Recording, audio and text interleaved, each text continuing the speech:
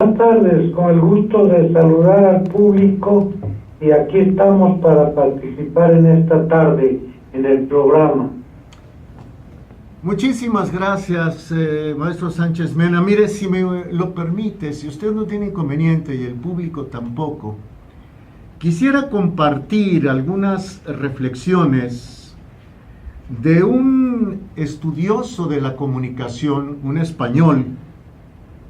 Él se llama Niceto Blázquez, sobre las características que tiene la comunicación cuando se apega a la ética y procura entonces no hacer el juego a los terroristas. Algo comentábamos ayer en este espacio y retomamos el tema porque, bueno, sigue muy vivo lo que ocurrió hace poco más de 24 horas allá en Manhattan, en la Gran Manzana, en Nueva York. Niceto Blázquez escribió un artículo muy interesante que lleva por título el siguiente: Información sobre violencia y terrorismo. Niceto Blázquez es un investigador de la Universidad Complutense de Madrid. El artículo forma parte de un compendio que se llama Ética de la Comunicación y de la Información, cuyos coordinadores fueron José Ángel Ajejas y Francisco José Serrano Ocena. Bueno, pues Niceto Blázquez se refiere a cómo los medios de comunicación deben difundir información selectiva de calidad cuando se trata de contenidos que tienen que ver con el terrorismo. El autor apunta: la información selectiva de calidad añade el pronunciamiento negativo de los medios de comunicación sobre los actos terroristas. La información de calidad implica condena y desprestigio inteligente de los actos terroristas, poniendo de manifiesto lo irracional e inhumano de sus métodos. Cuando el acto terrorista es de escasa importancia, la información debe ser mínima. Y cuando es realmente importante, será selectiva de calidad, evitando la propaganda y censurando tales acciones. En la información de calidad sobre terrorismo deben prevalecer los aspectos irracionales e inhumanos de tal forma de conducta. La reivindicación jactanciosa y cruel de los atentados es contrarrestada con su mezquindad y animalidad. Ojo con el siguiente párrafo. Para evitar el peligro de contagio y salvar la dignidad de los rehenes y de las personas eventualmente involucradas, la información de calidad rechaza los comunicados de los terroristas. No se usa jamás su lenguaje y da por supuesto que se trata, ojo con esto, de delincuentes y asesinos. Se han de resaltar todos los aspectos negativos de tales actos a fin de que el pueblo inocente se sienta estimulado y protegido para reaccionar con serena pero firme indignación contra tales formas de conducta. Los medios de comunicación, fíjense qué expresión tan interesante, y con esto haremos un paréntesis para ir a un corte. Los medios de comunicación, dice Niceto Blázquez de la Universidad Complutense de Madrid, los medios de comunicación no deben ser oxígeno de los terroristas, ni hacer de estorbo u obstaculizar la penosa labor de los agentes del orden. Lo razonable sería la colaboración prudente. Sin embargo, ¿qué pasa? ¿Qué vemos a nivel internacional? Que muchas veces los medios, que son como los de fines celeste, los grandes instrumentos de los poderes fácticos, actúan como meros repetidores, como cajas de resonancia de los terroristas que se manifiestan abiertamente como tales y de los terroristas ocultos. Con esto y con otros asuntos importantes que vamos a tratar con el maestro Rodolfo Sánchez Mena, habremos de volver por lo pronto a las 5 de la tarde, 14 minutos tiempo del centro. Vamos al corte, ya volvemos. Bien, continuamos en Voces del Periodista, 17 horas 16 minutos, es decir, las 5 de la tarde con 16 minutos tiempo del centro de la República Mexicana. Esto es Voces del Periodista, es su servidor Jorge Santa Cruz, en sustitución de la conductora, de la directora de este espacio de información y de análisis, Celeste Sáenz de Miera.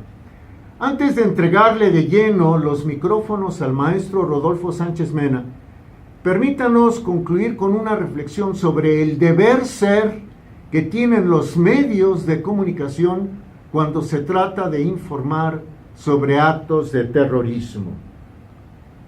Dice Niceto Blázquez de la Universidad Complutense de Madrid: en consecuencia, hay que informar en nombre de la vida de las potenciales y actuales víctimas del público y del público en general, y no en nombre de la causa criminal de los terroristas. A ver, lo que está primero que nada a la hora de informar de un acto terrorista es la vida, las afectaciones a la misma de las víctimas o posibles víctimas de los terroristas, antes de hacer eco de los reclamos de aquellos.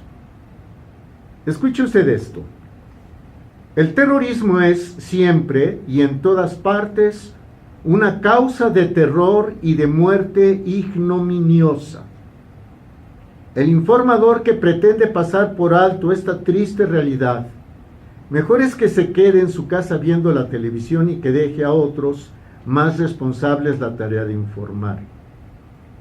A ver, ¿cómo informar de un hecho terrorista? Le devolvemos la palabra a Niceto Blázquez de la Universidad Complutense de Madrid. Informar desde los intereses de la vida humana de las víctimas y del público significa, como ha dicho un analista, ojo con esto, por favor, dar a conocer lo que a los terroristas les gustaría ocultar: cómo están organizados, cómo es su financiación, cuáles son sus objetivos, lo que puede saberse de sus militantes, su perfil psicológico, su itinerario personal, sus conexiones internacionales, y también, si es prudente utilizar fuentes de información terrorista, proceder a decodificar su lenguaje hasta dar a su discurso su verdadero sentido. Vean qué interesante. O sea, cuando se informa sobre terrorismo, se debe informar lo que interesa a la vida humana de las víctimas y del público, lo que interesa a las naciones, no lo que interesa a los terroristas. Niceto Blázquez, en este artículo que ya hemos citado, habla de un tipo de terror que es el terror ilustrado. Me gustaría compartirle 3 ideas más y después escuchar el punto de vista del maestro Rodolfo Sánchez Mena y entrar a los otros asuntos. ¿Quién es el sujeto del terror ilustrado? Pues es el terrorista intelectual. Dice: El sujeto del terror ilustrado y su oponente, o sea, contra el que está el terrorista, viven en ambientes naturales de algún grupo de gente y se dispensa una importancia capital al conocimiento de la psicología humana en general y de los diversos grupos sociales en particular. Escuche esto cuando habla Niceto Blázquez del terrorista intelectual al que le llama terrorista ilustrado. Dice: el terrorismo ilustrado practica el método de la infiltración, llenando las filas de sus oponentes con sus hombres más cualificados. Los infiltrados terminan siendo asimilados por el oponente, lo que facilita la creación de focos permanentes de conflicto. Y luego, ahí le va y con eso termino. El sujeto del terror ilustrado no se da jamás a conocer y sabe guardar sagazmente las apariencias. Suele ser un grupo muy reducido de personas que no dan cuenta a nadie de sus planes. Al contrario del sujeto del terror general, es una entidad separada por completo de los ejecutores, los cuales los ejecutores no tienen otra vinculación con el sujeto de terror que su voluntad y la lógica de la acción que los imponen. Y con esto cierro. Muy característico del terror ilustrado es el cargar sobre el oponente toda la responsabilidad de los actos terroristas perpetrados. Tratan de convencer al público de que tales actos son inevitables, como mal menor, mientras existan las personas catalogadas por ellos como opositores y enemigos del pueblo. En síntesis, el terror ilustrado, el terror intelectual, muchas veces está en las altas esferas de la política, como se ha comprobado, por ejemplo, en el caso de Siria, donde está más que probado que el Estado profundo de los Estados Unidos y sus entes políticas, como el Departamento de Estado, por ejemplo, financian al Emirato Islámico y a otros grupos como Al-Nusra. ¿Con qué propósito? Tirar a Bashar al-Assad, el presidente de Siria. ¿Con qué propósito? Hacerse con el control del petróleo y el gas de Siria y del paso de los gasoductos y oleoductos que conectan Medio Oriente con Europa. Pero bueno, vamos a saludar al maestro Rodolfo Sánchez Mena nuevamente y le pediremos que nos haga un pequeño comentario y después escucharemos el tema que le ha preparado. Mi querido maestro, nuevamente con usted. Muy buenas tardes, maestro Santa Cruz.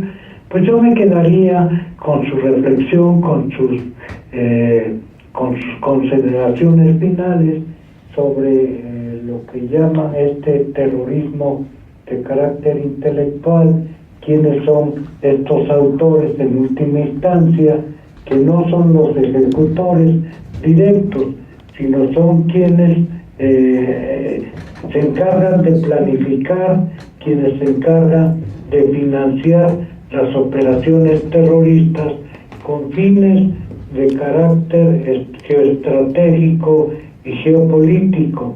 Y mencionaba el caso de Siria, y bueno, pues hay otros casos que estamos viendo como en este mapa de los ataques terroristas que se han dado en Francia, en Inglaterra, en Bélgica, en los Estados Unidos y en Canadá, en los países desarrollados, pues entonces los países europeos, de la Unión Europea, pues bueno, han estado cobijando, auspiciando, formando a buena parte de estos grupos terroristas. Y cuando actúan en sus países, bueno, pues es parte de esa misma mano que está metida en otras latitudes y que están actuando en consecuencia.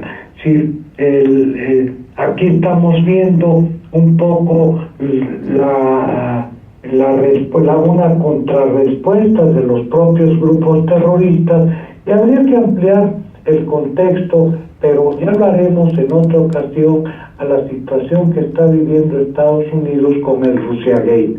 Pero sí, aquí esto requiere de una mayor información y no nos podemos ahorita detener y dar toda esta información que se requiere para fundamentar una cuestión tan compleja y que requiere desde luego de información más exacta para no caer en la especulación y en la simple opinión.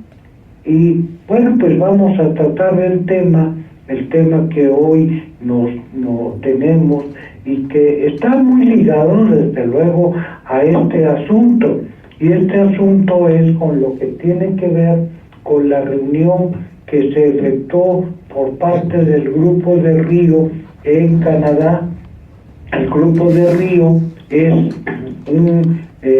lo compone un grupo de países de América Latina en el que se ha inscrito de manera sorpresiva el propio Canadá en contra de, para juzgar, para analizar, para entender, pero sobre todo para presionar y sancionar a la situación política que vive Venezuela.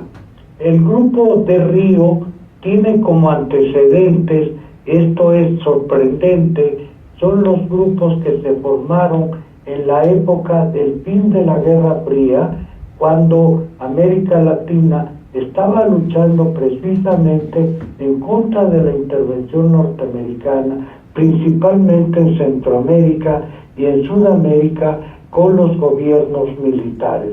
El Grupo de Río pues tiene como antecedente ni más ni menos el Grupo de Lima, que se formó en Perú y que ahora ha dado inicio a sus actividades precisamente en Perú bajo los auspicios del actual presidente, que no es quien más ni menos que un personaje muy ligado a los intereses norteamericanos por ser un ciudadano norteamericano, un peruano con nacionalidad norteamericana y que se reincorporó a Perú recién para participar en las elecciones de Perú, ganarlas y ahora formar parte de estos gobiernos que están tratando de ser parte de este nuevo reparto que hay en el mundo a partir de la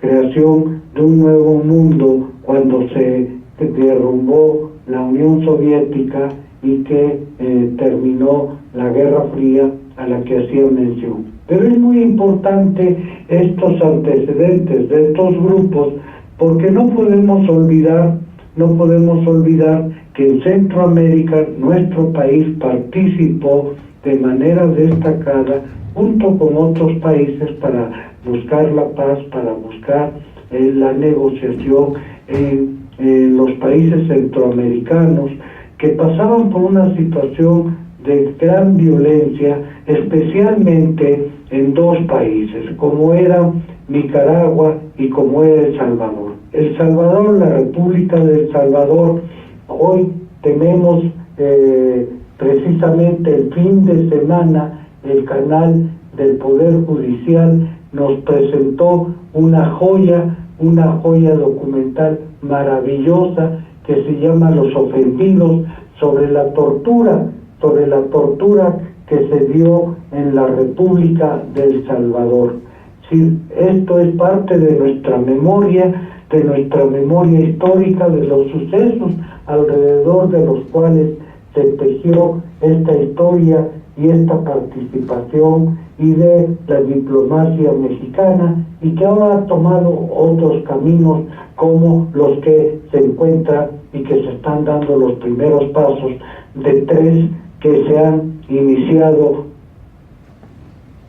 Sí, maestro, sí, de estos 3 pasos. Mire, yo le pido un favor, es el maestro Rodolfo Sánchez Mena. Vamos a tener que ir un corte, maestro, son las 5:30. De regreso estaremos nuevamente con usted y con lo que suena a otra estrategia de golpe blando que usted ha ido desgranando a lo largo de estas emisiones. es Jorge Santa Cruz, a nombre de Celeste Sáenz de Miera, conductora y directora de Voces del Periodista. Nosotros volvemos. Bien, las 5 de la tarde, 33 minutos tiempo del centro. Maestro, perdóneme el cortón, por favor. Maestro Sánchez Mena. Hay que respetarlos. Claro que sí. Ahora lo que se trata es dialogar y poner orden en la información para entender de qué se trata. Y aquí lo que vamos a ver es cómo yo si quiere le puedo dejar el Canadá tiene una serie de intereses muy importantes. ¿Sí me escuchan por los audífonos? Está participando. No es una cuestión mera antipatía con los venezolanos. Tiene intereses muy importantes en México como en Perú. En México, las inversiones que tiene en materia de minería y en Perú, pues son de manera sorprendente, y la cantidad de oro, plata y otros minerales que saquea literalmente Canadá, pues hacen que nuestra participación al lado de Canadá en estas circunstancias nos dobla las manos y no nos permite negociar nuestros intereses. Por eso, es decir, no es sorprendente que Venezuela, que Canadá esté participando en organismos regionales. No debía de hacerlo. Si Canadá participa, no es miembro de este grupo y sin embargo está actuando y está patrocinando la actuación del grupo de Río. Pero vamos a hablar de cómo está la circunstancia de Venezuela y cómo ha cambiado radicalmente el escenario desde que hace 2 meses, 3 meses, se dio la primera reunión en Perú. Cuando se dio la primera reunión de Perú, lo hicieron alarmadísimos porque el gobierno de Chávez había logrado establecer la Asamblea Nacional. La Asamblea Nacional se habían dado las elecciones para contrarrestar a la fuerza opositora que estaba en las calles y que estaba tratando de llevar y dar un golpe, como ahora por otros medios se está haciendo con este grupo de Río. Un golpe blando para derribar al presidente Maduro.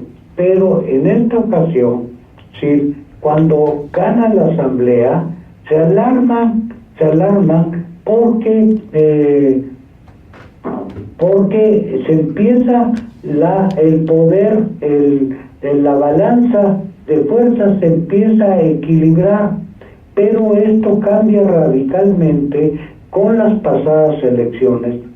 En las pasadas elecciones para gobernador en Venezuela, de 44 gobernaturas, 39 las gana el gobierno de Chávez y 5 las gana la oposición.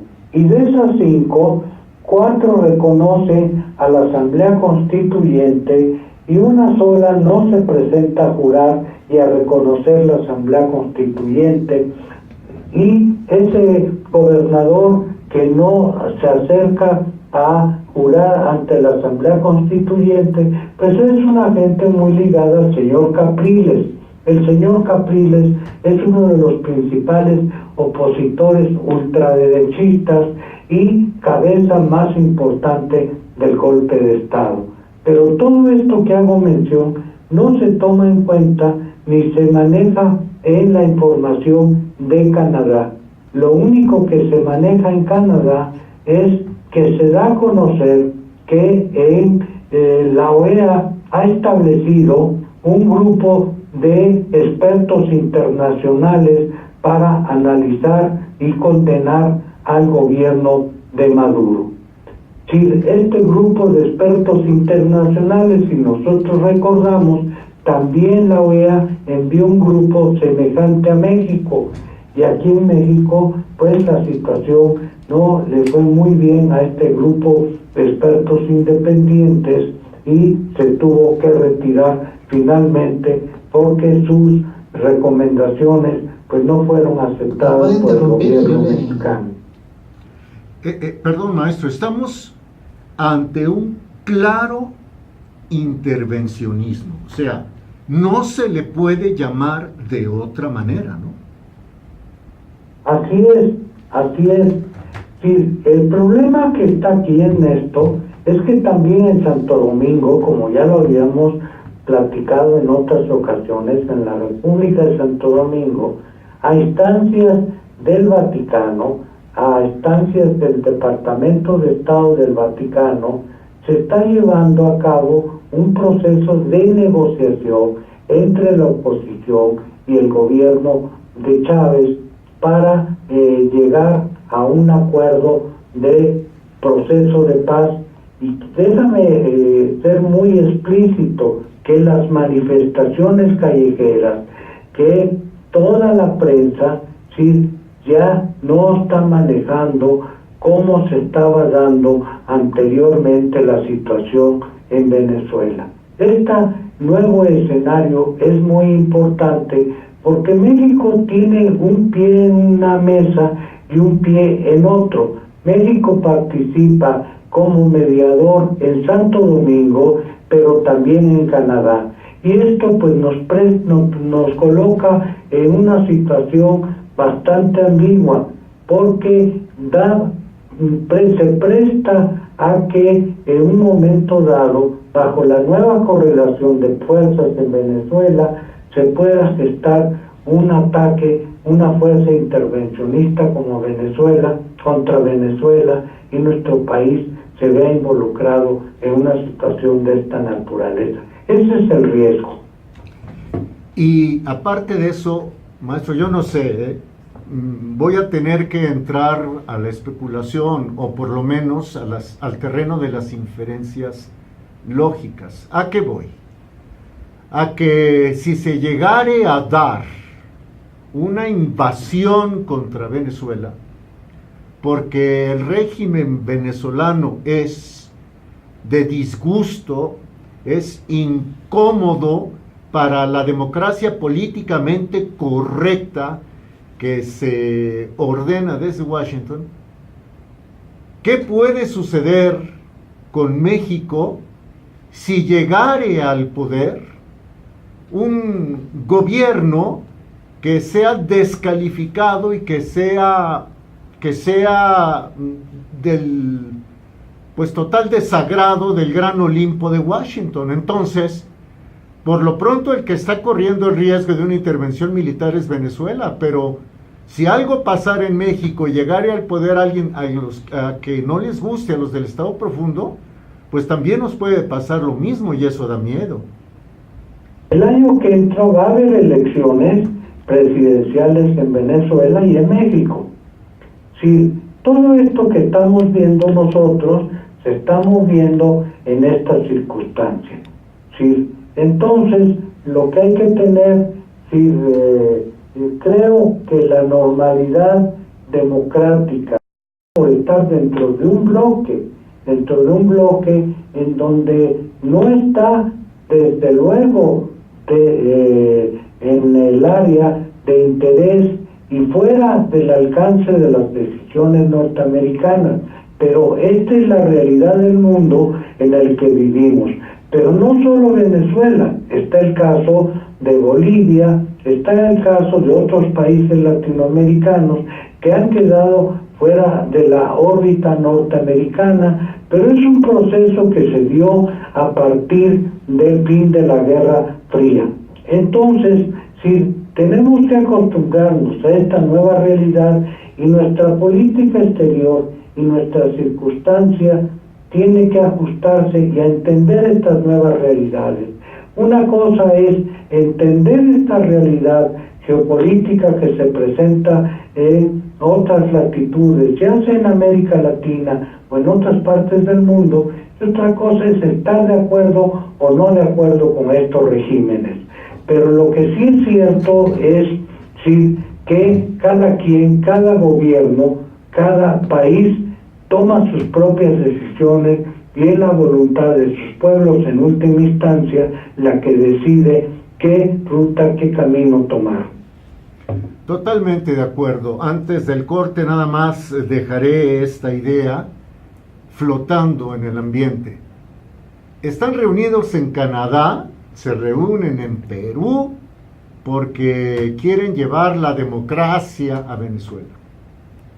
Uno de esos promotores, no sé si como empleado del presidente de la OEA, bueno, no es presidente, es secretario general, Almagro, me refiero a Videgaray, se las da de demócrata.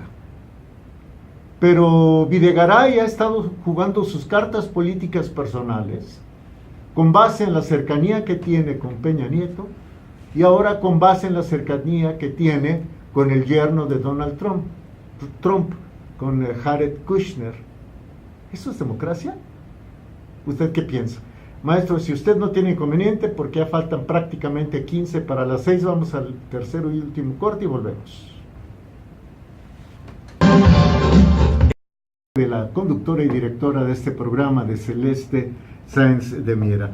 Vamos a concluir con el comentario del maestro Rodolfo Sánchez Mena y procederemos a escuchar también el análisis de @Prometeo Nuclear aquí en Voces del Periodista. Mi querido maestro Sánchez Mena, adelante por favor. Qué bueno que hubo oportunidad de hacer estos comentarios, porque no debemos de dejar que nuestra memoria histórica de la relación que ha tenido nuestro país con Centro y Sudamérica se pierda, ¿sí? Y que por la circunstancia que estamos viviendo, pues solo nos recarguemos en el norte y perdamos la relación que tenemos con el sur. El sur ahora, con los países de Brasil, Argentina principalmente y Colombia, pues están participando en este grupo de Río, pero ha sido muy claro, por ejemplo, todos aquellos que cenaron con el presidente Trump como el presidente de Colombia, que no quieren una intervención militar en Venezuela. Y no la quieren pues precisamente porque no la van a avalar, porque significa que estarían justificando y estarían dando entrada a una posible intervención militar en sus países. Esa es la postura y ese es el comunicado oficial de la Secretaría de Relaciones Exteriores. Pero quiero insistir que México tiene dos pies en esta circunstancia. Participa como mediador en el grupo de Santo Domingo y también está en el grupo de Río. Y esta circunstancia tiene que irse definiendo y decantando, principalmente ahora que estamos acercándonos ya al 18. Esto ya es un problema que se va a tener que resolver en el 18 y es en ese terreno en donde se está debatiendo y se va a resolver. Esto no se va a resolver hoy, es parte de la coyuntura y de los temas que se van a solventar en el 18. Son parte de un nuevo escenario y que están poniéndose estos grandes escenarios como el que acaba de darse en China y que pronto también estaremos incorporando al debate. Exactamente, sí. Que no perdamos la perspectiva, porque finalmente Venezuela, junto con su figura máxima, forma parte de nuestra historia y no podemos perderla, y recordar que México con América Latina pues somos uno. Totalmente de acuerdo, maestro. Y mire, yo nada más agregaría lo siguiente. Tal vez el asunto de Venezuela, el intervencionismo, una posible invasión o cosa por el estilo, se postergue hasta en tanto se sepa qué va a pasar con la lucha intestina que hay en Estados Unidos entre el grupo de Trump y el grupo de Hillary y compañía, ¿no? Efectivamente. Si allá tienen también su lucha, ya lo habíamos comentado, si México está en medio de esas pugnas, y bueno, pues lo que tenemos que hacer es tener cuidado de no involucrarnos en medio de todas esas pugnas y luchar pues básicamente por el interés del país y de los mexicanos. Así es, maestro Sánchez Mena, yo le invito a que escuchemos juntos, junto con el público, a @Prometeo Nuclear, porque él va a hablar precisamente de lo que pasa en China, y luego ya cerramos con su conclusión. ¿Le parece bien? Muy bien, @Prometeo Nuclear, bienvenido. Muchas gracias, buenas tardes al público de Voces del Periodista Radio. Me parece muy interesante todo lo que está pasando a nivel internacional, sobre todo, bueno, las repercusiones de lo que comenta el maestro Sánchez Mena sobre el fin del Tratado de Libre Comercio, el impacto que tiene para México, el hecho de que estamos siendo maltratados por Donald Trump y que China está emergiendo como la segunda potencia comercial y está creciendo a pasos tan vertiginosos, entre el 6 y el 7% anual el crecimiento de su economía, que pues es dentro de unos cuantos años, tal vez 5 o 6, será la primera potencia comercial del mundo. Y en este sentido, en los próximos días, las próximas semanas, va a haber reuniones muy importantes en Asia. Incluso va a haber la visita de Donald Trump hacia China, se va a reunir con el presidente Xi Jinping, y pues esto va a marcar, yo creo que un cambio en la política pues a nivel mundial, ya que los propios Estados Unidos están en retroceso, están con una economía muy mala, están pues tomando medidas proteccionistas, yo diría casi de forma desesperada, porque su economía no crece. Y aquí en México, bueno, tenemos un entorno parecido, ¿no? Que el presidente Peña Nieto se lo achaca al sismo, es el primer trimestre en el que decrece la economía. No habíamos visto esto desde 2008, que cayó pues la economía de Estados Unidos en Wall Street, y se está repitiendo este escenario, y pues creo que el contexto está ideal para que veamos qué es lo que está pasando en China. China está planteando una política de ganar, una política de crecimiento económico, una política que se llama la nueva ruta de la seda, que es la política de la franja y la ruta, que están reconstruyendo la economía pues que ha sido dominada por el Imperio Británico, la economía de India, de Pakistán, de todos los países al sur de Rusia, llegando pues hasta el Mediterráneo, haciendo todos estos conexiones a través de la construcción de infraestructura. Hay una negociación dentro de los BRICS muy con su postura pues también defensiva belicista que tiene, pero vemos que la cultura china además está haciendo planteamientos como para volverse hegemónica. Analistas internacionales están opinando que lo que vemos en China, más que lo que dice pues la prensa británica, la prensa estadounidense, que es atacar a el Partido Comunista Chino y presentarlos como herederos de Mao Zedong, más bien lo que estamos viendo es un renacimiento cultural al estilo de lo que fue el filósofo chino Confucio, un personaje humanista que vivió más o menos en la misma época que Platón, y que hace pues algunos planteamientos interesantes sobre política, sobre gobierno, y que pues se están reviviendo ahorita con el presidente Xi Jinping, que entre los hechos interesantes del último congreso del Partido Comunista Chino, que es un evento muy importante del partido, pues que gobierna a una quinta parte de la humanidad, que gobierna a China, aproximadamente 1.000 millones de seres humanos. Bueno, hizo el planteamiento que va a incluir la política de la ruta de la seda en la constitución de China. O sea, está China, yo creo que por primera vez en su historia, abriéndose y con una perspectiva de desarrollar a otros países, de construir plataformas de tecnología, clúster de industrias, puertos, toda una serie de derroche económico en países donde, si lo pensamos, países como Afganistán o Pakistán, bueno, tenemos tal vez situaciones en donde la economía ahí es de pastoreo, son economías tal vez parecidas a una época pues posterior a la era de los metales, ¿no? Donde hay mucho atraso. Y bueno, es un debate muy interesante. Hay críticas hacia China, que si persigue fines imperialistas, bueno, eso es un debate sobre todo que viene de parte de Occidente, ¿no? Pero yo creo que para empezar lo que está haciendo pues con estos países es algo muy interesante. Lo que pasa, @Prometeo Nuclear, es que efectivamente China tiene en su programa de trabajo el ser la primera potencia del mundo.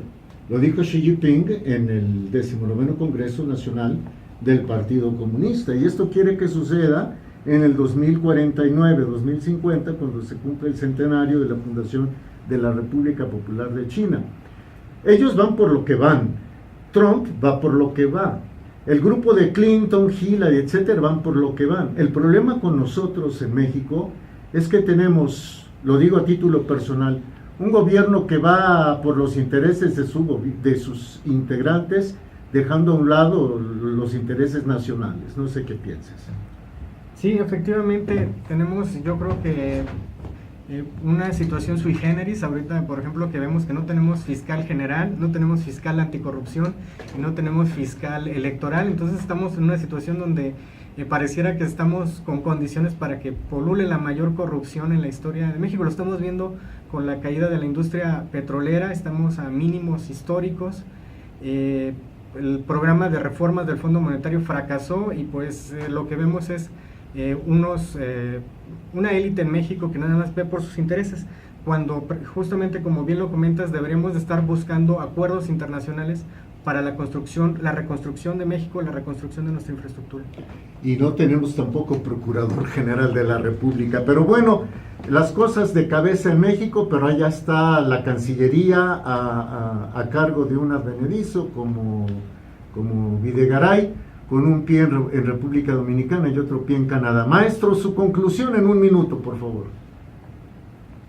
Vamos a vivir tiempos interesantes, como dicen los chinos, lo acaba de citar un candidato a la presidencia, y estos tiempos interesantes ya están casi encima. Vivir tiempos interesantes es un cambio radical de escenario, y esto es lo que se nos viene encima, y pues vamos a requerir de una gran imaginación para no repetir lo mismo que se ha hecho en el pasado.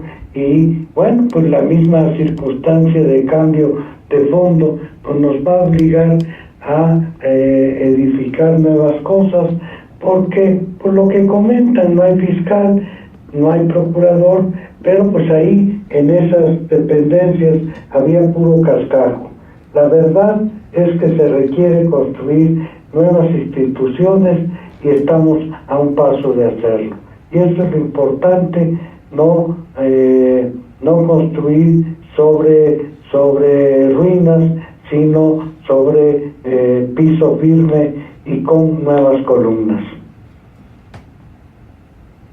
Y para eso será necesario que el 100%, si se puede, de los electores se presente en las urnas llegado el momento. Maestro Rodolfo Sánchez Mena, un verdadero placer.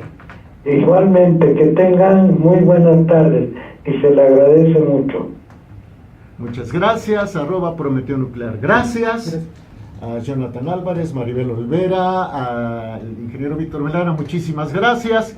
Jorge Santa Cruz se despide a nombre de Celeste Sáenz de Miera, conductora y directora de este programa, con su deseo de todas las tardes. Que la pase muy bien. Muy buenas tardes, México.